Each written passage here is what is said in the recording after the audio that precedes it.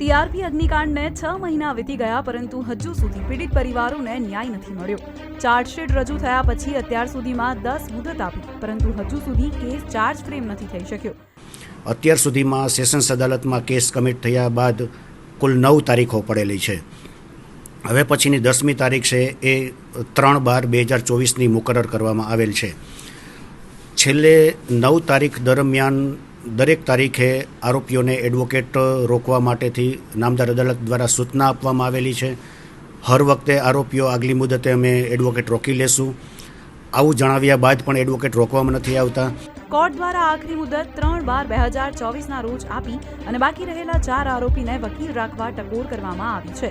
જો વકીલ નહીં રાખવામાં આવે તો સરકાર તરફથી વકીલ ફાળવીને કેસને આગળ ચાર્જ ફ્રેમ કરવામાં આવશે. મહત્વનું છે કે 25 મે 2024ના રોજ ગુજરાતમાં આ ગોઝારી ઘટના બની હતી. રાજકોટથી દિવ્ય ભાસ્કર માટે રક્ષિત પંડ્યાનો રિપોર્ટ. શેર એન્ડ ડાઉનલોડ કરો દિવ્ય ભાસ્કર એપ.